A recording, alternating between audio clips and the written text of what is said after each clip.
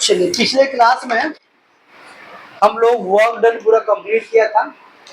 Work done complete करने के बाद हम लोग पावर का कुछ सिर्फ डेफिनेशन पढ़ा था और उसका यूनिट पढ़ा था, और वो किस तरह का फिजिकल क्वांटिटी है वो पढ़ा था, तो फॉर्मूला लिखाया था उसका। ठीक है, इससे पहले हम लोग वर्क डन में क्या पढ़ा हम लोग कि जब किसी भी ऑब्जेक्ट पे कोई फोर्स लगाई जाए और उस चीज़ में कुछ डिस्प्लेसमेंट होगी, वो चीज़ कुछ हट गई, कुछ जो डिस्टेंस कवर किया, तो क्या बोलेंगे हम, काम हुआ। जब ये पूछेंगे व्हाट इज वर्क डन, तो बोलिएगा जब किसी चीज पे फोर्स लगाई जाए और वो चीज कुछ डिस्प्लेसमेंट तय कर ले, तो बोलेंगे माँ काम हुआ।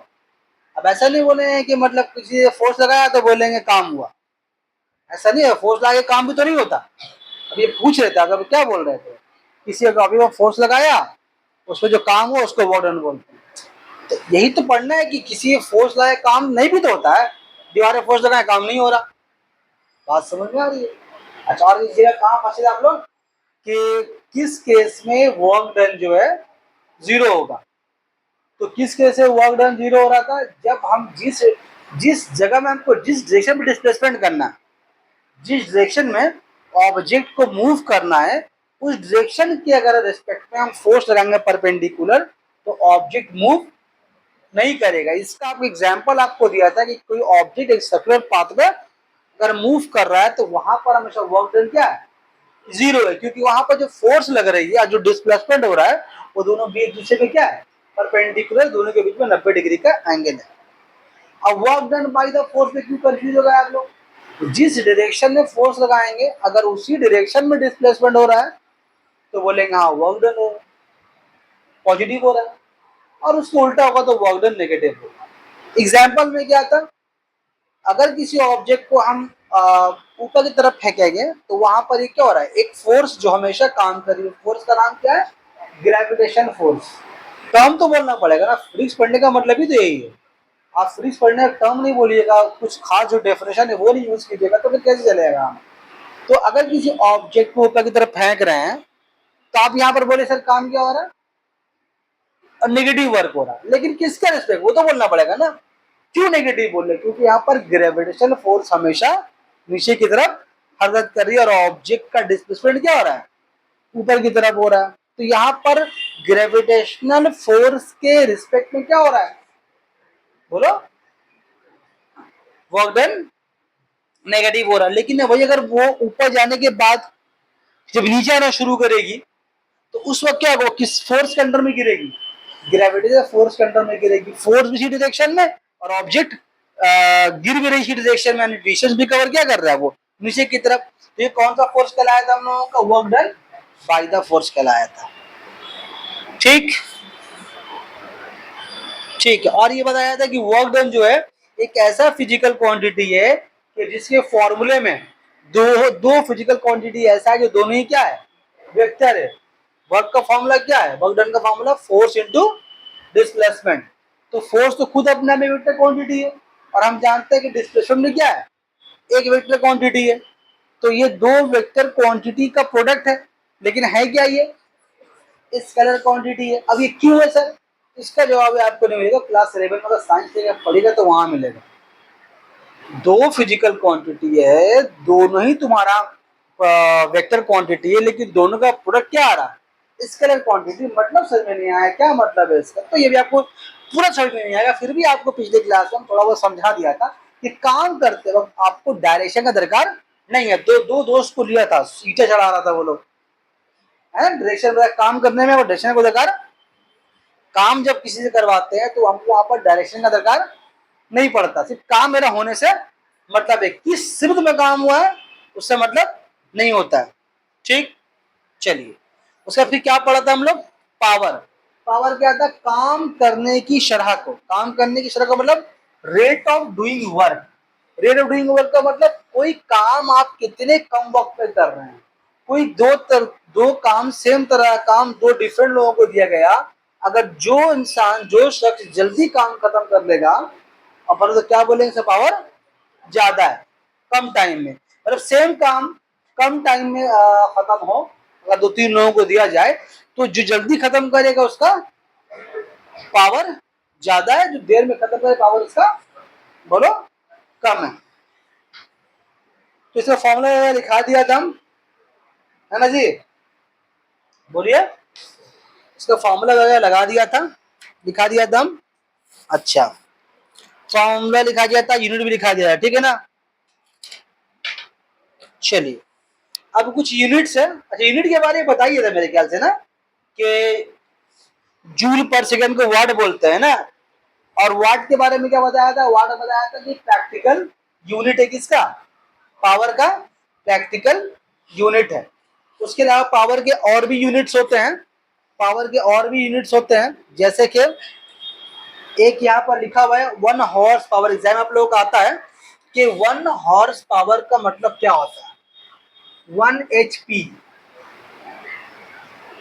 1 HP मतलब होता है 746 वॉट। इसको याद रखिएगा, 1 हॉर्स पावर इक्वल टू 746 वाट होता है। असल में क्या चीज हॉर्स पावर, ये हॉर्स पावर हम लोग कहाँ पर इस्तेमाल करते हैं आमतौर पर, मोटर में। क्या इस्तेमाल करते हैं, मोटर में। आप सुने कि मोटर कितना घोड़ा का मोटर, 1 घोड़ा मोटर, 2 घोड़ा मोटर, सुने। जब मोटर लगाते हैं तो लोग घोड़ा के कम इस्तेमाल करते हैं। तो वो जो घोड़ा बोलते हैं सब लोग क्या इसी को बोलते हैं, हॉर्स पावर को बोलते हैं। मतलब एक अगर अगर 1 घोड़ा का मोटर, यानी कि वो घोड़ा का ना, घोड़ा का मोटर नहीं, घोड़ा का मोटर कहाँ से होगा, घोड़ा का मोटर का मतलब 1 हॉर्स पावर का अगर मोटर है तो वो क्या करेगा, 1 सेकेंड में 746 जूल काम करेगा। मतलब अगर कोई आपसे पूछे कि 746 वाट का मतलब क्या, तो आप ये बोलिएगा 746 वाट का मतलब ये हो रहा है कि कोई भी ऑब्जेक्ट 1 सेकेंड में, कितना सेकेंड में, 1 सेकेंड में 746 जूल काम करेगा। कितना लिख देता है इसको, 746 जूल ऑफ वर्क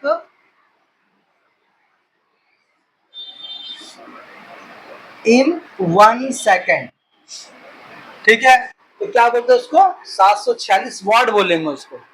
बात समझ में आ रही है। और ये 1 हॉर्स पावर क्या चीज है, एग्जाम में आता है कि 1 हॉर्स पावर इक्वल टू कितना होता है, अब याद रखिए 746 वाट होता है। और कहे जानते हैं, घोड़ा के नाम पे जानते हैं, ठीक है। इसको हम लोग यहाँ हम लोग जो पानी चढ़ाने वाला मोटर होता है, पानी चढ़ाने वाला, वहां पर इस टर्म को इस्तेमाल किया जाता है। तो सुने आप लोग इस टर्म को, सुने। उसके अलावा पावर का और कहाँ कहाँ इस्तेमाल होता है आगे बता देंगे, अभी इसका नहीं। पावर से पहले हम लोग को एनर्जी के बारे में डिस्कस कर ले पहले हम लोग। और तो पावर के बारे में आपका इतना ही पूछ था, पावर के बारे में आपको और समझ में आएगा जब हम लोग एनर्जी पढ़ लेंगे तब। तो आइए पहले बात करते हैं एनर्जी के बारे में। आज बात करते हैं एनर्जी के बारे में, एनर्जी के बारे में। एनर्जी क्या है, लेकिन सुनने में ना पावर, वर्क और एनर्जी सब सुनने में ना एक ही ऐसा लगता है, लेकिन सबका अपना अलग अलग डेफिनेशन है।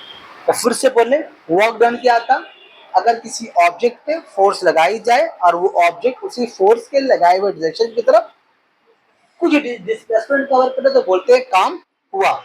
अब पावर किसको बोलते हैं, काम करने की शरह को। काम में शरह का मतलब कितना जल्दी काम हो रहा है, कितना जल्दी काम हो रहा है, तो उसको पावर बोलते हैं। एनर्जी किसको बोलते हैं, काम करने की सलाहियत को, एबिलिटी को, कैपेसिटी को। काम करने की कैपेसिटी को क्या बोलते हैं, एनर्जी। जैसे मान लो इसको हम दिया आपको 100 यूनिट, आपको यहाँ से 4 तल्ला में पहुंचाना है, इसको बोलेंगे आपको भी 100 यूनिट 4 तल्ला में पहुंचाना है। ये बोलना फिर हम नहीं कर सकेंगे, हम 30 से ज्यादा नहीं पहुंचा पाएंगे। ये बोल पहुंचा देंगे, इसका मतलब क्या, उसके पास एनर्जी ज्यादा है, उसके पास एनर्जी कम है। तो एनर्जी पर कैसे मालूम हुआ, हम ये देख रहे हैं कि ये काम ज्यादा नहीं कर पा रहा, ये काम ज्यादा कर पा रहा। तो काम करने की सलाहियत, इसके में कितना ज्यादा काम करने की सलाहियत है, उसी को फिजिकल की भाषा में क्या बोलते हैं हम लोग, एनर्जी बोलते हैं। बोलो बात समझ में आ रही है, क्लियर है। तो काम करने की सलाहियत को हम लोग क्या बोलते हैं, तवानाई बोलते हैं। क्लियर है। आइए अब आइए, इस एनर्जी का 2 टाइप है, बेसिकली 2 टाइप है। एक है काइनेटिक एनर्जी, सुने कभी नाम इसका स्कूल वगैरह में। एक है काइनेटिक एनर्जी और एक है आपका, इसका दूसरा एग्जाम्पल है पोटेंशियल एनर्जी। देखिए एनर्जी बेसिकली दो टाइप का है, लेकिन अगर इसे देखा जाए तो एनर्जी के बहुत सारे अनगिनत टाइप्स हैं। जैसे कि light energy, electrical energy, solar energy, wind energy, electrical energy, thermal energy, biomass energy, मतलब एनर्जी का बहुत वैरायटी है। एटॉमिक एनर्जी भी शामिल है उसमें। तो बहुत सारे एनर्जी के टाइप्स है। देखिए ये बेसिकली किसके बारे में डिस्कस कर रहे हैं, दो टाइप के बारे में डिस्कस कर रहे हैं, काइनेटिक एनर्जी और पोटेंशियल एनर्जी के बारे में डिस्कस कर रहे हैं। और वो एनर्जी के बहुत सारे जो टाइप्स है हमें सबके बारे में पढ़ेंगे क्लास 10 में। से आपके अभी अभी यहाँ पर आपके 9 में यहाँ पर दिया हुआ है सोलर एनर्जी के बारे में थोड़ा सा दिया हुआ है, तो थोड़ा सा बोल देंगे वहाँ पर। लेकिन और कितने टाइप्स के एनर्जीज होते हैं हम लोग उसके बारे में पढ़ेंगे क्लास 10 में। अभी आपको बस फिजिक्स पे दो एनर्जी को पढ़ना है, काइनेटिक एनर्जी और पोटेंशियल एनर्जी। ठीक है, किसको बोलते हैं काइनेटिक एनर्जी? जब एनर्जी का जब जब किसी बॉडी को अगर आप हरकत पे देख रहे हैं, चलते फिरते हुए देख रहे हैं, जैसे यहाँ पर बहुत हमको तो छोड़ दे रहे हो आप, यहाँ पर बहुत सी चीजें रखी हुई हैं, सब रेस्ट में, आप लोग भी रेस्ट में, ये बोर्ड रेस्ट में, टीवी रेस्ट में, डेस्क रेस्ट में, लैपटॉप, प्रिंटर, पंखा, सब रेस्ट में, स्टैंड रेस्ट में, है रेस्ट में। तो जो जो चीज रेस्ट में है उसमें काइनेटिक एनर्जी जीरो है। क्या है? Kinetic energy zero. तो किसमें सर होगा काइनेटिक एनर्जी? किसमें होगा? जिसमें मोशन होगा, जिसमें हरकत होगा। जिसमें हरकत हो रही है वो हल्का चले, स्लो चले, बहुत फास्ट चले, हमको उससे मतलब नहीं है, उसमें काइनेटिक एनर्जी। तो काइनेटिक एनर्जी उस एनर्जी को बोलते हैं जो किसी बॉडी में हरकत की वजह से पाई जाती है। इसकी वजह से अगर चींटी की दीवार पर चल रही होगी बिना कहीं यहाँ पर, तो उसके अंदर भी क्या है? काइनेटिक एनर्जी है। बोलो बात समझ में आ रही है? तो वो काइनेटिक एनर्जी उसको बोलते हैं। तो जब किसी बॉडी में मोशन है तो बॉडी मूव कर रहा है, उसमें वेलोसिटी है, रफ्तार है। जैसे बाहर आप निकलेंगे, लोग चल रहे हैं, गाड़ियां चल रही हैं, साइकिल चल रहा है, कुत्ता दौड़ रहा है, भैंस चल रही है, बच्चे दौड़ रहे हैं, सब कुछ यहाँ हो रहा है। तो सब में क्या, सब में जो एनर्जी है उसको कौन एनर्जी है? वो काइनेटिक एनर्जी है। तो जब किसी बॉडी में जो एनर्जी है, अगर उसका हरकत आपको दिखाई दे रहा है तो समझ जाए वो कौन सी एनर्जी है? काइनेटिक एनर्जी है। और ये कौन सा एनर्जी है सर? ये अच्छा, इसका मैंने फार्मूला बोलता है। इसका फॉर्मूला होता है, काइनेटिक एनर्जी का फॉर्मूला होता है 1/2 mv²। ये फॉर्मूला नापने का। एम मतलब क्या? उस बॉडी का मास जिसका हम एनर्जी नापना चाह रहे हैं, और वी मतलब उसी का रफ्तार। तो फॉर्मूले में क्या है? Mass into velocity. Kinetic energy का फॉर्मूला क्या है? Mass into velocity. तो आप देखिए किसी बॉडी का एनर्जी जीरो कब होगा? जब उसका वेलोसिटी जीरो हो जाए। अगर मान लीजिए उसका वेलोसिटी जीरो है, मतलब वो जी रेस्ट में, रेस्ट होने का मतलब क्या हो रहा है? वी जीरो होगा उसका, है ना जी। अगर वी जीरो हुआ तो क्या होगा? देखिए आप, जीरो पे स्क्वायर 1/2 m, जीरो वाला बड़ा जीरो, जीरो से कोई भी जब करेंगे क्या होगा? वो जीरो। यानी क्या, अगर कोई बॉडी का वेलोसिटी जीरो है मतलब क्या? वो रेस्ट में, और रेस्ट में तो एनर्जी का फॉर्मूला, एनर्जी क्या बोल रहा, हम जीरो हो जाएंगे। एक बात और बोल रहे हैं यहाँ पर, तो सर वेलोसिटी जीरो हुआ तो एनर्जी जीरो हो गया, क्या मास के जीरो होने पे एनर्जी जीरो हो सकता है? तो सवाल ये कि जवाब ये इसका ये कि किसी बॉडी का मास जीरो कैसे हो सकता है? आपका बॉडी का ब्लैंक मास आप जीरो कैसे होइएगा? आप मर भी जाएंगे तो ये मास आपका रहेगा। डेड बॉडी रहेगा तेरा ना, तो मर के दफन हो जाए तब भी तेरा मास दुनिया में रहेगा। चमड़ा हड्डी जब गल जाएगा लेकिन मिट्टी में तो रहेगा। तो मास तो कभी जीरो, मास की दुनिया में फना नहीं होता। जितना मास दुनिया में बन चुका है, अल्लाह ताला बना दिए इस दुनिया को बनाते वक्त, वो सारा का सारा मास दुनिया में अभी भी मौजूद है। वो ट्रांसफॉर्म हो रहा है, यहाँ से वहां जा रहा है, कहीं से कहीं और आ रहा है, लेकिन वो इस दुनिया के अंदर ही है, इस जमीन के ऊपर ही वो मास है। जैसे पानी अगर आप गर्म कर रहे हैं तो भाप बनने खत्म हो रहा, तो आप पानी से पानी खत्म हो गया, पानी गायब हो गया, तो आपके लिए अपेरेंटली पानी गायब हो गया, लेकिन पानी असल में गायब नहीं हो, भाप बन के हवा में कहेंगे पानी की शक्ल में मौजूद है वो। या मोमबत्ती जलाएं, मोमबत्ती जलाते हैं तो मोमबत्ती ऐसे क्या होता है? जल्दी जल्दी खत्म हो जाता है, तो हमको लगता है कि मोमबत्ती खत्म हो गया। मोमबत्ती खत्म नहीं होता। मोमबत्ती से जो पार्टिकल जले हैं, उसका जो केमिकल है हवा में शामिल है, तो गैस हवा में शामिल है, उससे जो भाप निकली हवा में शामिल है, उन सबको अगर इकट्ठा करके यहाँ रखा जाए, फिर अगर लाया जाए तो फिर वो मोती के वेट के वो बराबर होगा। हम लोग को लगता है अपेरेंटली चीजें खत्म हो रही हैं, ये चीजें खत्म नहीं होती, वो रहती दुनिया में। उनका शक्ल, सूरत, स्टेट चेंज होता, बोलो, लेकिन कभी कोई दुनिया में मास कभी दुनिया में कभी खत्म नहीं होगा। इसको बोलते हैं law of conservation of mass. इस दुनिया में मादे की मजमूई मकदार हमेशा कांस्टेंट है। मादे को ना पैदा कर सकते ना ही मादे को, बोलो जी, अब बोल दो उसके बारे में, सुनना चाहिएगा। चलिए हम चावल खाया भी, आप भी खा पा के आए होंगे, आपको अगर आपको खत्म हो गया तो कहाँ जाता है, खत्म हो जाता है पूरा वो। आप पेट में खाते हैं, वो 250 हजम होता है, हजम होने आपके बॉडी में लगता है, आपका बॉडी का मास बना, उससे बॉडी का मास बना, सबका तो नहीं बना, कुछ का तो बता को क्या हुआ, ठीक है ना, उसके हिसाब अलग है, वो चला गया, जो बॉडी में लग गया, बॉडी में लग गया आपका, आपको लगा आपको खाना चावल गायब हो गया, चावल आधा कहीं और है, आधा आपके बॉडी में, आधा जब आपके बॉडी में है तो आप अभी तो आपके पास है, जब मरिएगा तो देख लीजिएगा दुनिया को। हमने यहाँ से क्या है, जब मरते यहाँ से क्या लेके जाते हैं, कुछ ठेंगा, कुछ अच्छा मान लेके जाते हैं, और कुछ नहीं जाएगा तेरा सब कुछ यही रह जाएगा। जब जब जब इंसान मर जाता है, हम लोग क्या करते हैं, दफन कर देते हैं उसको, तो क्या होता है, उसका बॉडी सड़ गल के तो यहीं पर रह जाता है, मिट्टी मिल जाता है, तो उसी मिट्टी का खाद बन गया।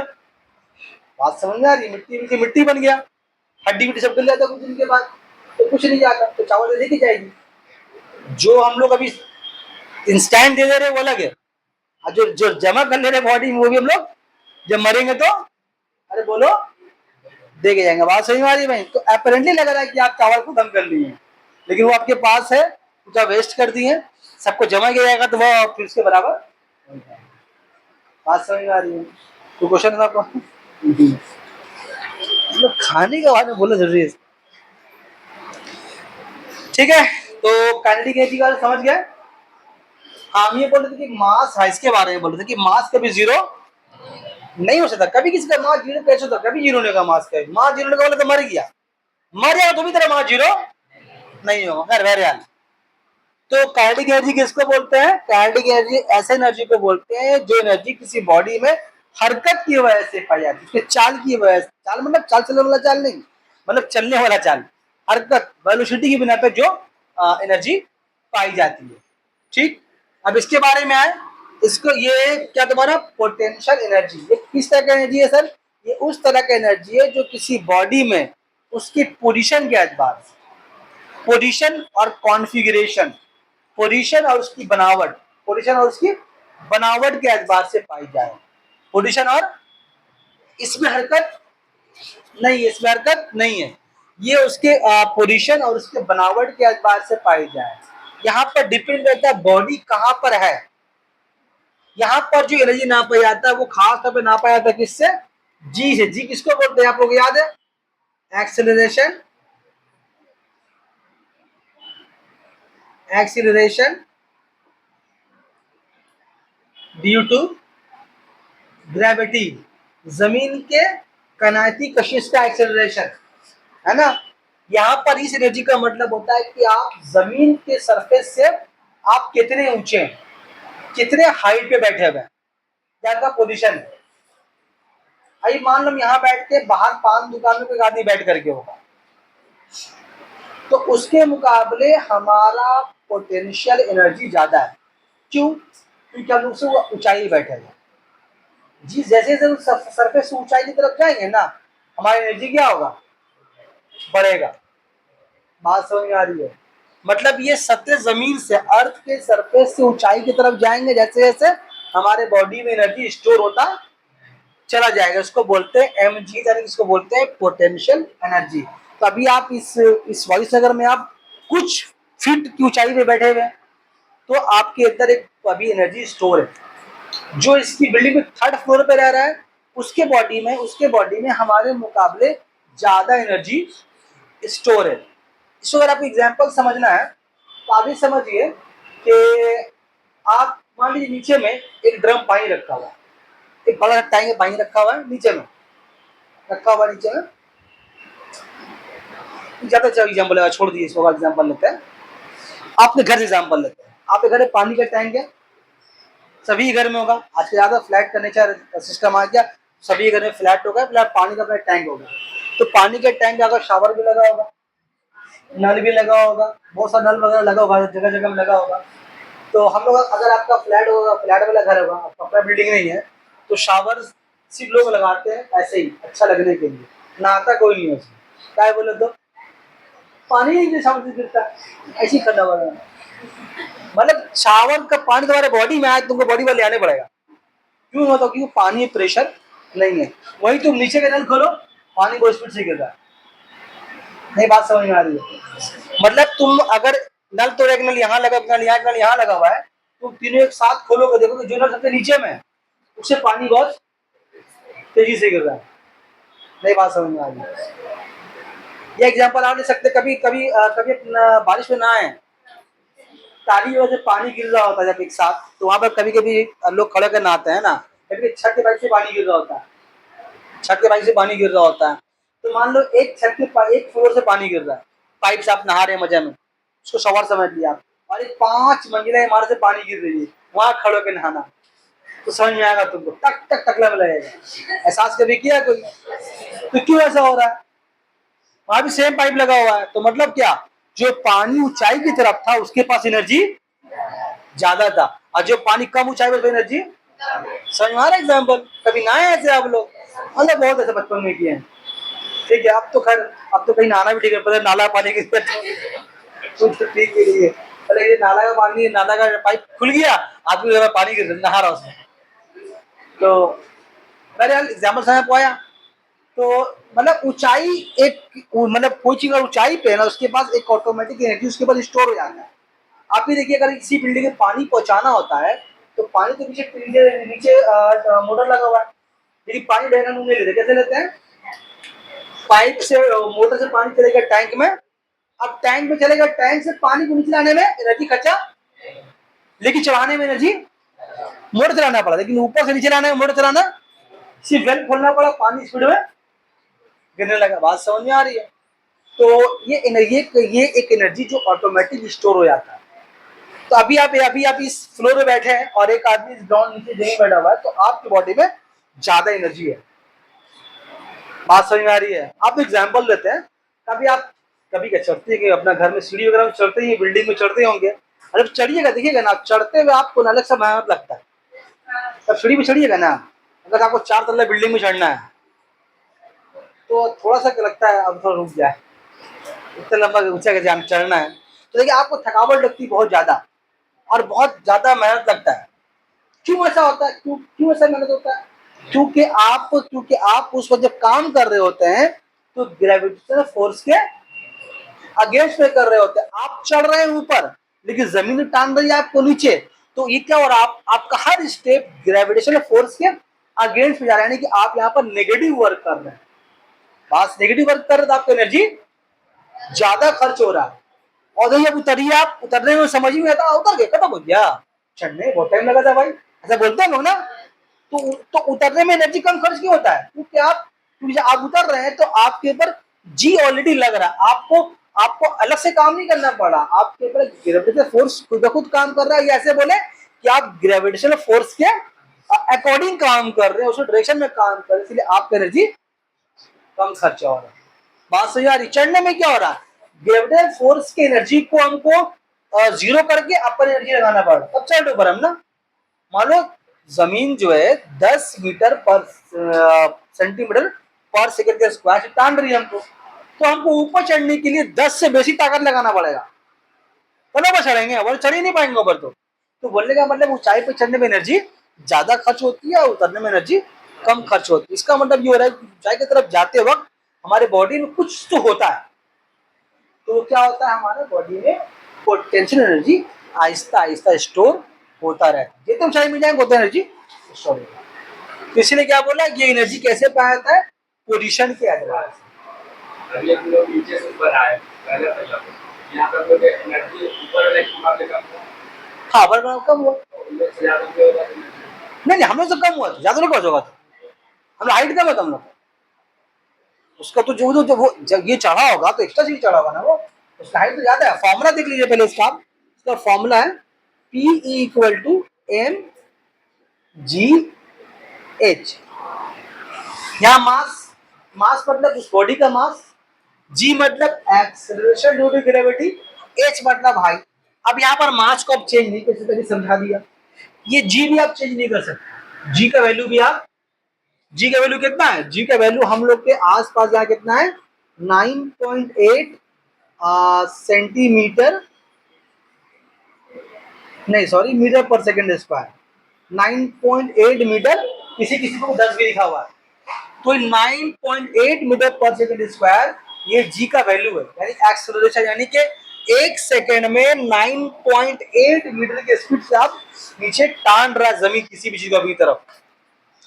तो ये इसको आप चेंज नहीं कर सकते। हाँ, ये चेंज कब होता है, जब बहुत ऊंचाई पे जाइएगा, बहुत ऊंचाई में या बहुत गहराई में। तो हम लोग कहाँ रहते हैं, हम लोग रहते हैं सी लेवल में, हम लोग रहते हैं, हम लोग जिस जमीन में रहते हैं उसको आप सी लेवल बोलते हैं। हम लोग ना ऊंचाई में रहते हैं, नहीं हम लोग गहराई में भी नहीं रहते हैं। तो हम लोग का जी का वैल्यू क्या है 9.8। हाँ, ये थोड़ा बहुत वेरी कर सकता है, किसके लिए, जो लोग कश्मीर में रह रहे हैं, जो लोग मसूरी में रह रहे हैं, जो लोग उत्तराखंड में रह रहे हैं, जो लोग पहाड़ी इलाके में रह रहे हैं, वहां पर जी का वैल्यू थोड़ा सा वेरी करता है, लेकिन नॉर्मली हम लोग के लिए भी कांस्टेंट है। तो ये एम भी चेंज नहीं कर सकते, जी भी चेंज नहीं कर सकते, आप चेंज क्या कर सकते हैं एच। तो अभी आपके लिए एच मान लीजिए 20 फीट है, अगला वाले के लिए एच 30 फीट होगा, तो ज्यादा उसकी एनर्जी होगा, बात समझ आ रही है। तो पोटेंशियल एनर्जी किसको बोलते हैं, जब कोई एनर्जी किसी बॉडी में उसके पोजीशन के एडवांस से पाई जाती, बात समझ में आ रही है। एक बार हम और बोला था, कॉन्फ़िगरेशन के एतबार से, जब किसी बॉडी में एनर्जी कॉन्फ़िगरेशन के एतबार से भी स्टोर रहता है। फॉर एग्जाम्पल एग्जाम्पल अगर आपको हम दें, तो मेरे पास वो चीज़ अब है नहीं। सपोज कीजिए, मान लीजिए मेरे हाथ में एक स्प्रिंग है, एक स्प्रिंग है, ठीक है, उसको मान लो स्प्रिंग है, एक बॉक्स में टाइट करके बंद है, एक बॉक्स में स्प्रिंग इतना बड़ा है, लेकिन बॉक्स में उसको चपटा करके जैसा फिट कर दिया गया है और बॉक्स को टाइट से बंद कर दिया गया है। तो क्या उस स्प्रिंग को ऐसे फैलने का जल्दी होगा कि नहीं होगा? जैसे ही अगर उसको हम लोग बॉक्स खोलेंगे या कहीं से भी बॉक्स का ढक्कन खोलेंगे, स्प्रिंग कोई ये भी आता है ना, प्रैंक वाला गिफ्ट भी आता है, जो बॉक्सिंग रहता है, गिफ्ट खोलता भाग से मुंह में मारता है, ऐसा वाला है ना, देखें उसको पंच करके बंद कर दिया आता है, और बर्थडे गिफ्ट दे आता है, बर्थडे खोलता है ना, घुसा निकलता है अंदर से, ऐसा कुछ देखे होंगे आप लोग कभी कभी। तो वहां पर क्या हो रहा है, वहां पर वो जो एनर्जी उसके अंदर स्टोर था, किस शक्ल में, उसके कॉन्फ़िगरेशन की शक्ल में, उसके कॉन्फ़िगरेशन को दबा करके चपटा कर दिया गया। अब उसके अंदर क्या एनर्जी स्टोर हो गया, हुआ ना। जैसे ही वो उसको हल्का सा मौका मिलेगा, वो अपनी एनर्जी को फिर बाहर निकालेगा। बात समझ में आ रही है? तो वहां पर क्या हुआ, एनर्जी की शक्ल में आपका कॉन्फ़िगरेशन के शक्ल में। अच्छा, थोड़ा अपने बारे में बात कर लें हम लोग। हम लोग के बॉडी में जो एनर्जी है वो किस शक्ल की एनर्जी है, हम लोग के बॉडी में जो एनर्जी है वो भी पोटेंशियल एनर्जी का एक शक्ल है। हम लोग जब खाना खा रहे होते हैं, खाने में जो एनर्जी होता है वो एनर्जी हमारे बॉडी में किस शक्ल में जमा है, पोटेंशियल एनर्जी की शक्ल में जमा है। अब एनर्जी अब ले लिया अपने अंदर, खा पी के आपके बॉडी में स्टोर हो गया, स्टोर हो गया।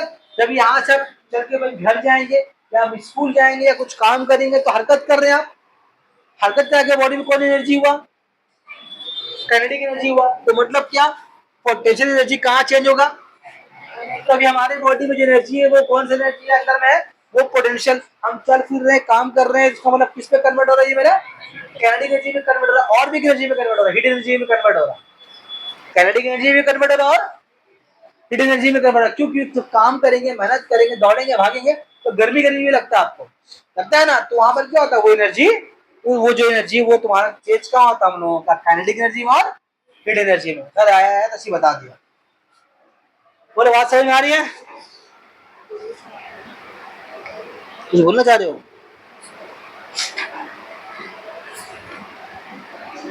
तो काइनेटिक एनर्जी भी हो गया, पोटेंशियल एनर्जी भी हो गया। तो फॉर्मूला क्या बताया पोटेंशियल एनर्जी का, mgh। mg मतलब क्या, m मतलब क्या आपका उस बॉडी का मास, g मतलब एक्सेलरेशन ड्यू टू ग्रेविटी, और h मतलब यहाँ पर क्या हाइट है। इन तीनों में आप सिर्फ इन दोनों को चेंज नहीं कर सकते, सिर्फ इसी को चेंज कर सकते हैं। m चेंज नहीं होगा, g भी चेंज नहीं होगा, h लेकिन चेंज वो तो हर बात बात में चेंज होगा। अगर स्विच चल रहा है तो हर एक स्टेप में आपका एज चेंज हो रहा है। थोड़ा जजान हो रही, थोड़ा रुक जाते हैं जरा सा। आज 10 से 12 मिनट बोले हैं, मिला दो इसको, चला दे बाबू।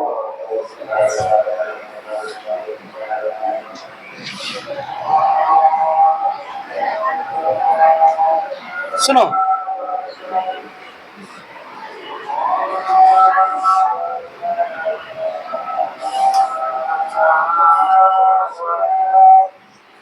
सन is the ultimate source of energy.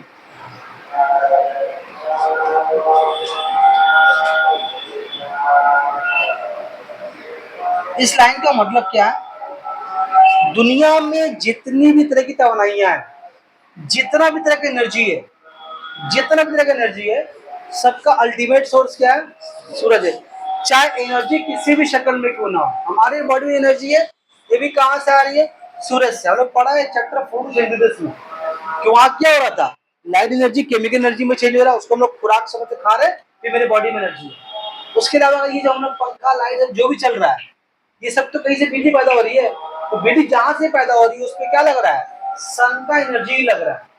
अगर ये बिजली, अगर मान लो ये बिजली पैदा होती होगी कोयले के जरिए, तो कोयला कहाँ से पैदा हो रहा है? वो भी कोयला से क्या है? वो लकड़ी की बदली हुई, बोलो, शक्ल है। तो लकड़ी बनता कैसे? पेड़ पौधे से। तो भी सूरज ही बनाया उसको। या मान लीजिए अगर ये पन बिजली मतलब ये डैम बना के जो बिजली पैदा की जाती है। डैम समझते हैं किसको बोलते हैं? तो डैम होता है पानी को रोक करके बड़े ऊंचाई से पानी गिराया जाता है, और पानी गिरा करके टरबाइन घुमा कर बिजली पैदा की जाती है। तो लंबा प्रोसेस उसका है। तो ये जो बिजली पैदा की जाती है उसमें भी रोल किसका है? सूरज का रोल है, क्योंकि उसमें ज्वाल भाटा लगता है। ज्वाल भाटा किसके वजह से होता है? कि सूरज की वजह से होता है। बात समझ में आ रही है? उसमें चांद का बहुत इंपॉर्टेंट रोल है। उसके अलावा अगर देखें कहीं कहीं क्या होता है तुम्हारा कि चीजों को जला करके बिजली पैदा की जाती है, कचरे को जला कर बिजली पैदा की जाती है। हम देखिए कभी कभी कभी अक्सर ही देखेंगे हम लोग कि जो कचरा वगैरह फेंका रहता है हम लोग डस्टबिन वगैरह में, तो सुबह सुबह कारपोरेशन गाड़ी आती है, कचरे को ले जाती है। और कभी कभी कुछ लोग कागज चुनते भी, कचरा चुनते भी हैं। खैर चुनना तो वाला अलग मामला है, लेकिन जो कागज जो कचरा जो कारपोरेशन आके ले जाती है, तो कचरा क्या करती क्या है? ये सुबह सुबह जो आ करके आपको कचरा ले जाती है, हम लोग को लगता है कि हम लोग को ऊपर सरकार एहसान कर रही है। सरकार एहसान नहीं करी, सरकार हमारा हमारा फेंका हुआ खजाना उठा के ले जा रही है। नहीं समझ रहा है। सोच, जिस जगह में सरकार रास्ता मोड़ पे कितना खराब है, नहीं बन रहा, लेकिन कचरा सफाई, तो कचरा क्या दौलत है? हमारे तो ये नहीं है, ये कचरा दौलत है। ये कचरा होता नहीं, कचरा जाता है कहीं पर, कहीं तो जाता होगा, कहीं तो अगर खाता होगा ये, वहां पर कचरे का सेग्रीगेशन होता है। कचरे को छांटा जाता है, प्लास्टिक अलग, कपड़ा अलग, फल का छिलका अलग, ये अलग, सब सेग्रीगेट होता है। बकायदा लाखों लोग लगे हुए इस काम में। तो जो उसमें लकड़ी कपड़ा जो बचता है, सब सबको सुखा करके लोग क्या करता है, लोग जलाता है, जला करके हीट पैदा करता है। उस हीट से करता है क्या है? पानी गर्म करता है, पानी गर्म करके भाप पैदा करता है, भाप पैदा करके उससे टरबाइन चलाता है, चला के उसमें बिजली पैदा करता है। नहीं मेरी बात सुनिए, हमारा दिलो, मतलब अगर तुमको देखिए पानी गर्म करना है अपने घर में, तो क्या करना पड़ेगा? गैस कंज्यूम करना पड़ेगा। गैस से क्या लगता है? पैसा। अरे बोल भाई, गैस से पैसा लगता है ना। अब यहाँ पर क्या, जो बड़ी बड़ी कंपनी जो बिजली तैयार कर रही है, उसको भी आग चाहिए पानी खौलाने के लिए, पानी गर्म करने के लिए। पर एक बात सब बिजली पैदा करने, बिजली पैदा होती है एक चरखी, इसको टरबाइन बोलते हैं। टरबाइन घूमने से बिजली पैदा होती है, टरबाइन घूमने से बिजली पैदा होती है। टरबाइन घुमाने के लिए दरकार पड़ता है स्टीम का। किसका? स्टीम यानी कि भाप। भाप आता है कैसे? पानी को गर्म करने से। अरे पानी को गर्म करने का बड़ा खेल है। ऐसा जो कचरा जो उड़ के जाता है, इन सारे कचरे को ले आकर क्या करता है वो लोग? कचरे को जलाता है, जला करके उससे पानी उबालेगा, पानी उबाल के भाप पैदा करेगा, भाप पैदा करके फिर बिजली पैदा करेगा। अब तुम देखो बिजली पैदा हो रही है, उसका पेमेंट कर रहे हैं, लेकिन जिससे वो पानी गर्म कर रहा है उसको उससे कुछ पैसा लग रहा है, वो तो फ्री मिल रहा है उसको। बात समझ में आ रही है? ऐसे ये तो सिर्फ इसके बारे में बताया। जो प्लास्टिक बॉटल होता है उसको प्लास्टिक कंपनी को दे दिया जाता है, वो सारा प्लास्टिक फिर जाएगा प्लास्टिक कंपनी में जाएगा, उसको गला करके दोबारा फिर नया बॉटल बनेगा। उसको बोलते रिसाइकल बोलते हैं उसको। उसके अलावा जो आप फल का जो कचरा होता है, तरबूज का छिलका होगा या लेमू का छिलका, साग का सब्जी सब जो भी होगा, इसको अलग किया जाएगा, इसको अलग करके इसे खाद बनाया जाएगा। सब अलग अलग होता है, कचरा जो जमा की जगह होता है। इसका बहुत बड़ा बिजनेस है, अच्छा कारोबार है इसका। और जो कभी कभी देखे ना, हम लोग का जो नाला वाला साफ वाले काला काला मिट्टी ले आता है ना, गाड़ी लेके काला काला मिट्टी साफ करके ले आता है, कभी कभी ड्रेन साफ करके ले आता है, क्या बनता है, खाद बनता है इसका। उम्दा किसी ने खाद है वाला, यही खाद मिट्टी में डला रहा तो फसल पैदा हो रही है। और हम लोग तो चीज काले महंग रहा है कितना, लेकिन इसी को कंपोस्ट, इसी को कुछ केमिकल उसमें डालता है और फर्दर उसे खाद पैदा करता है। खैर बात कहाँ से कहाँ दूंगी ठीक। भाई बोले सूरज जो है इस दुनिया में, इसके बारे में पढ़ेंगे क्लास में डिटेल से, कम से 4 से 5 क्लास इसी के ऊपर। हाँ जी, 9 में तो पढ़ा तो रहे हैं, 9 में 10 में तुम्हारा वर्क और एनर्जी नहीं है, फूड सिंथेसिस नहीं है, रेस्पिरेशन नहीं है, जो है वो पढ़वे नहीं कर रही है, जो है नहीं पढ़वे नहीं कर, जो नहीं वो 10 का फिगर अभी है। बहरहाल सुनो, तो सूरज जो है इस दुनिया में तवानाई का एक वाइड सोर्स है, और अगर तवानाई तुम किसी भी शक्ल में कहीं पर भी देख रहे हो, समझ जाओ उसका अब्बा कौन है, सूरज। अब यहां से आओ, बस 2 टर्म में पढ़ के खत्म करेंगे हम लोग।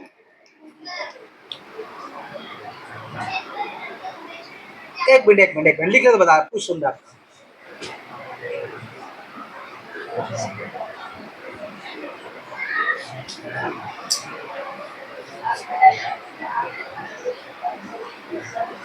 अगर बात के तो बाबू दिख गई हमको, तो दिखेगी तो बाबू, सस्पेंड होना है क्या?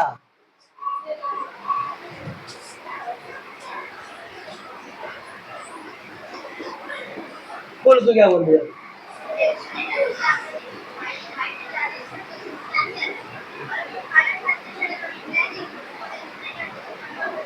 तो वो वहां पर काम सी ऊंचाई पे नहीं बोले, याद करो, ध्यान दो, डेफिनेशन पे हम बोला है कि पोजीशन के एतबार से और कॉन्फ़िगरेशन के एतबार से बोला ना, तो वहां पर हमारे बॉडी में क्या है, वो कॉन्फ़िगरेशन के एतबार से।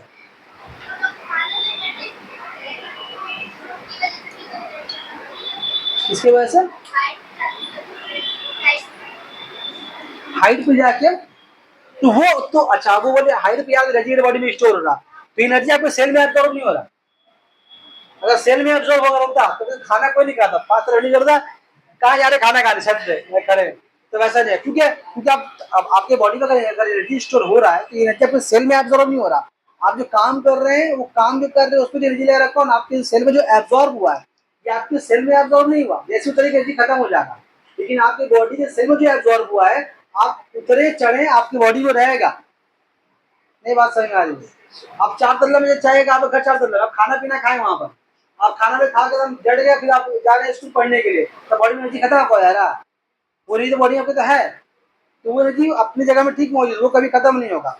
ये जो एनर्जी आपका इमीडिएट खत्म हो जाएगा, जो टेम्पोरली स्टोर है, खत्म क्या होगा, खत्म भी नहीं होता है वो जो आपके बॉडी में जो एनर्जी मौजूद है, जो आप छत के ऊपर खड़े हैं, मान लो 4 तल्ला में आपका घर है, वहां पर जिस एनर्जी में जिस जो आपके अंदर स्टोर है, क्या नाम बोला उसका, पोटेंशियल एनर्जी बोला, तो वो एनर्जी आपको कहाँ चेंज हो गया, काइनेटिक एनर्जी में चेंज हो गया।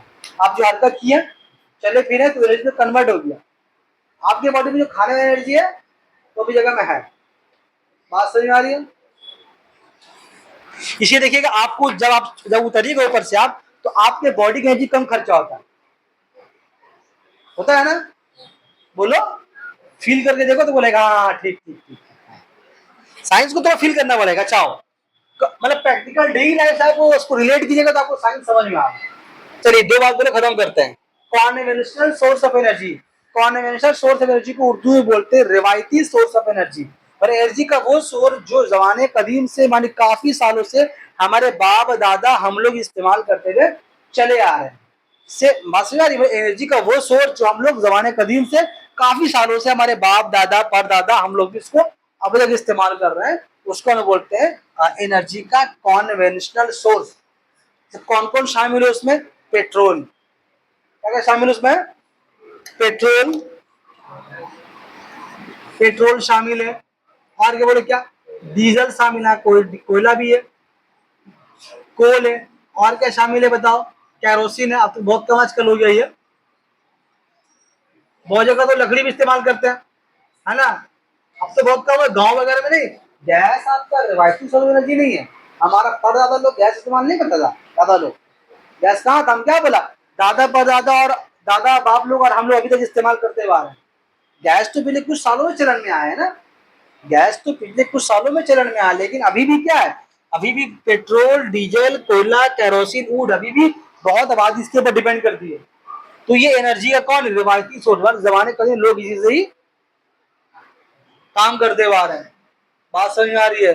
मतलब आज से कुछ साल पहले, आज से मान लो अगर 100 साल पहले अगर जाएं तो किसी को पता था कि हम गैस से खाना बनाएंगे? और ये जो गैस आ रहा है बन कैसे रहा? कभी सुनते गैस कैसे बनता है? खाना बनाइए कैसे होता आप लोग? हैं? अच्छा, इसका भी लेवल टाइम नहीं है। मतलब समझिए ये जो गैस है, जितनी भी सड़ी गली चीजें हैं, ये अगर ऐसा बताया जो हम लोग का जो जो गैस है, इसमें जो गैस, इस गैस में जो मेन कंपोनेंट है वो है मीथेन गैस। कौन है वो? फॉर्मूला उसका CH4, क्या उसका? CH4, methane gas. क्या नाम है? Methane gas. और मीथेन गैस का सबसे ज्यादा प्रोडक्शन कहाँ पर होता है? हमारे आसपास, गाय के गोबर से, गाय के। उसके अलावा आजकल आजकल कोल बेड से भी निकल रहा है, अभी निकल रहा है, लेकिन किससे होता था? गाय के गोबर से। गांव वगैरह में जो लोग ना गैस खुद से तैयार करते हैं, जैसे गांव वगैरह में किसी घर वर है, वहां पर गाय भैंस जो लोग पालते हैं, तो उन लोग का जो अपना खटाल वगैरह होता है, जो भैंस पालते हैं वो लोग करते हैं क्या, अगर आप नोटिस कर रहे होंगे, वो लोग गाय के गोबर को बड़े कुएं में आकर जमा करते हैं। कोई देखा है ऐसा? बायोगैस बोला है। हाँ, उससे भी जा रहे।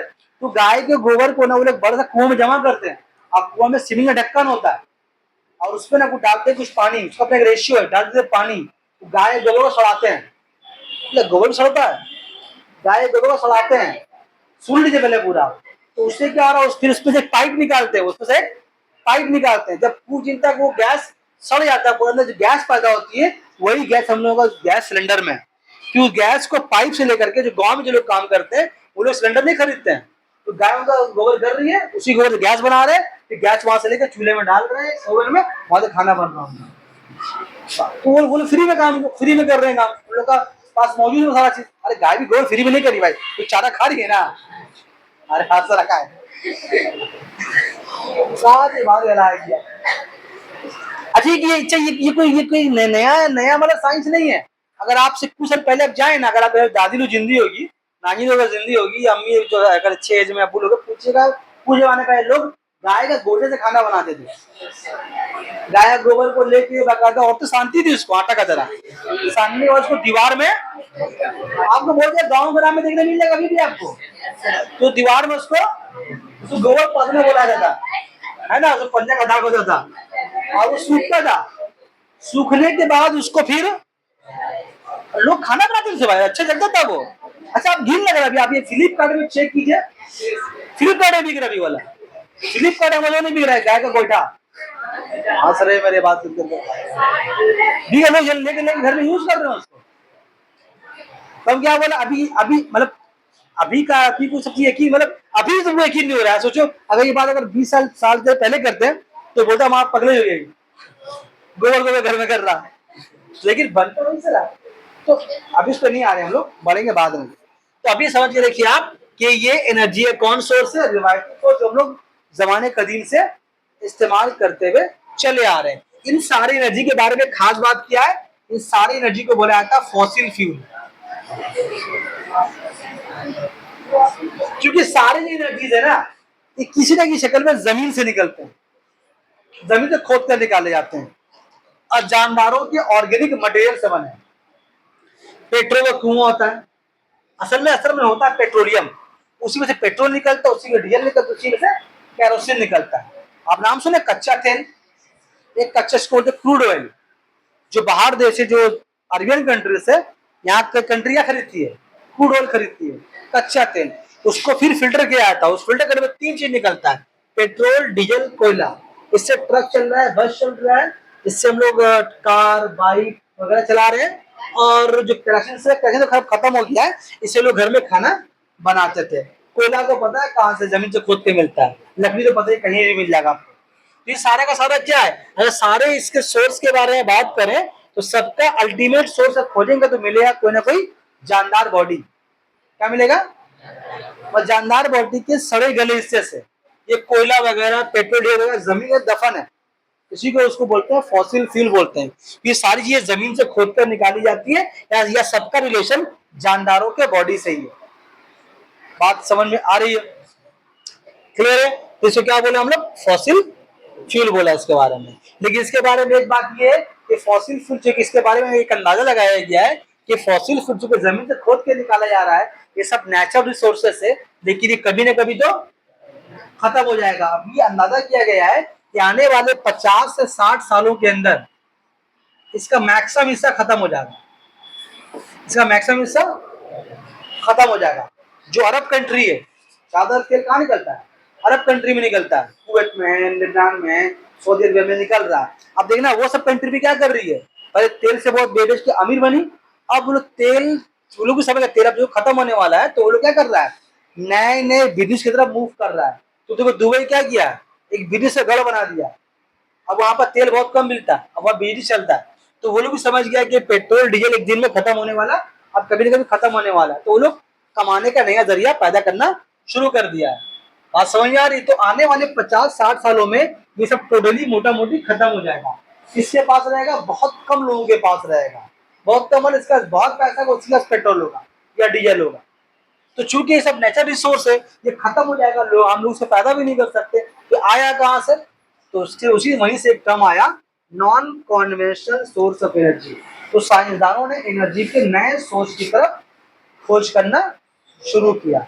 तो कौन कौन सी शामिल है? Solar energy, tidal energy, wind energy. आपको पता है कि हवा, जो हवा बह रही है उससे भी एनर्जी पैदा कर सकते हैं। सूरज की रोशनी से घर का पंखा बत्ती के जला सकता है। इसका जो बिहार वगैरह में जो गाँव में घर है, ज्यादा लोग किसे किसे मतलब क्या इस्तेमाल करते हैं घर में? सोलर बैटरी इस्तेमाल करते हैं।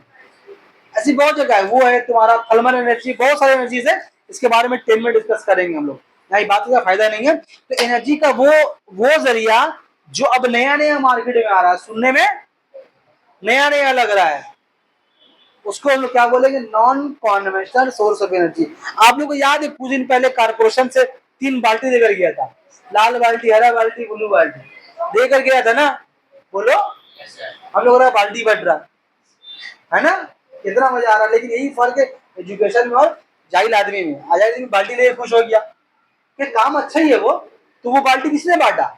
जो कंपनी बिजली पैदा कर रही है, जो कंपनी खाद बना रही है, जो कंपनी दूसरे काम कर रही है कचरों से, वो सरकार को बोले देखिए काम कीजिए, कचरा तो आप हमको दे देते, कचरा आप हम ले जाते हैं, हमको अलग अलग करने में बहुत मेरा खर्चा हो जाता है।